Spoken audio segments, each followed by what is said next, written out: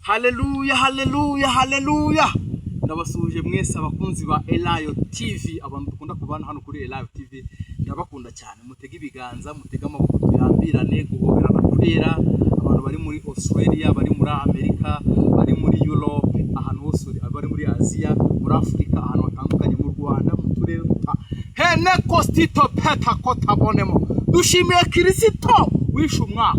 Kristo waduhaye agakiza, Kristo wadukuye mu byaha, Kristo uturinda uko bwije nuko bukeye, utugejeje ubu. Haleluya. Umuririmbyi yararimbye ngo havendeka wa mubiri we nawe wasiwe, badayimoni namwe byaha ni munyihorere namaramaje kugenda, demoni aketa gukurikira Kristo. Sinzarambirwa, sinzasubira inyuma. Turakomeje mu izina rya Kristo Yesu. Mana wakoze kuturinda, no meneze kotaya kitabonemo. Nyemerera ubane natwe muri iki kiganiro, imbaraga n'amavuta bituganze tuburubone kudukoze ikarajyaka ku munwa, imigambi yose ya Satani toka daimoni mizina Yesu. Ele tope wile boli akile boli astiko tabo. Utangirane natwe muri iki kiganiro kandi usozanye natwe mu izina rya Kristo Yesu. Amen. Neza yawe na wayirondora, hineza yawe Mana na wayirondora, hineza yawe ayiwe le tope tabo ne wile boli avo. Ayiwe na wayiro, ayiwe ineza yawe na wayirondora, ineza yawe Mana na wayirondo, ayiwe ineza, ayiwe na wayirondora, ne tope tabo ketabo wile bolia, ayiwe ineza yawe na wayirondora, ineza yawe Mana na wayirondora. Neza yawe twarayibonye mu kwa mbere, ineza yawe turayibona mu kwa kabiri, hetopeta yavo. Ineza yawe turayibona mu kwa gatatu, niwemeye uko abanzi bacu bavugiriza impundu kunesha. Ineza yawe labonemo ibitero biraza, urabitulevoke, urabiturinda, ibico biraza, ibifunga ibiki byose, nene kostivo, enewele boria urabiturinda. Ineza yawe mu kwa kane, mu kwa gatanu, mu kwa gatandatu, habwa icyubahiro mu kwa karindwi, paka umwaka wose urangiye. Harabavuze ngo abo tuzabarya nk'uko umuntu arya umutsima. Topetabo. Komeza uganze muri iki kiganiro Kristo mu izina rya Yesu. Amen. Ndabakunda cyane. Hari amagambo menshi abari kumfasha ijambo ry'Imana, ariko ndi gufashwa n'ijambo rivuga ngo byukura bagirane muri 60 Yesaya, umurongo wa mbere no wa gatatu. Byukura bagirane kuko ubwiza bw'Uwiteka bukurasiye. Le tope kuri gatatu aravuga ngo amahanga yose azagana umucyo wawe.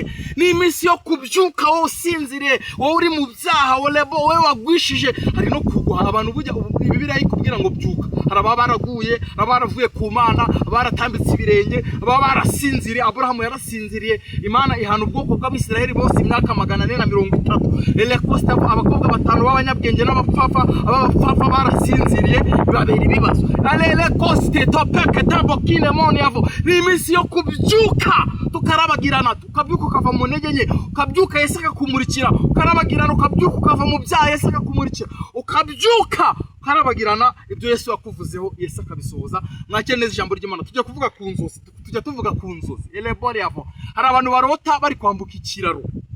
Bivuga iki? Kurota turi kwambuka ikiraro, hari abacyaro abarota bari kucyambuka bakagwamo hagati. Wabyumvise? Bakarota bambutse ikiraro none bagahita bagwa, ugahita ugwa hagati utari wambuka.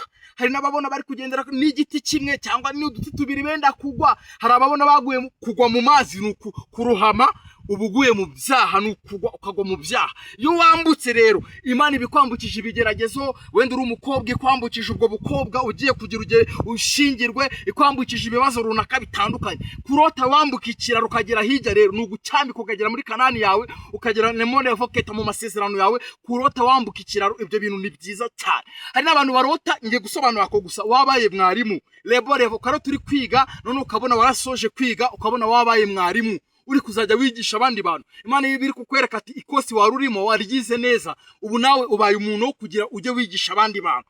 Lele kosi ketabo ketabo keta. Hari n'abarota batsindwa. Kurota utsindwa ntabwo ari byiza, nabasobanura uburyo ukurota uri guhabwa amanota. Rero iyo urose wabaye mwarimu ibyo bintu ni byiza cyane. Ne koste kotabo utangiye nawe kwigisha abantu. Imana yaragukuye mu ishuri rimwe, hari ibyo wize warafashe nawe ugatangira ukigisha abantu. izo nzozi nizo zari zirerevoketa ziri ku mutima wacu n'iryo jambo ry'Imana. Imana ibaho umugisha. Nimero yacu ni 078 414 9984 078 414 9984. Ushaka gukizwa telefone, ushaka kuva mu byaha telefone, ushaka ko tugusangira telefone, ushaka ko tugusobanurira inzozi telefone. Iyo nimero naniyo utwandikiraho, dutekera ubukwe, dukora amakeke, dutekera ibirori bitandukanye. Ndabakunda cyane, mukore subscribe abahageze vuba kuri Elayo TV no kuri Flow, mukore Flow kuri Elayo TV kuri TikTok. Imana ibaho umugisha. Kristo newe na mone avo mana we ihakurabagirana kwa abakobwa bahekurabagirana, abasore bahekurabagirana, abagabo, abadamu, topeta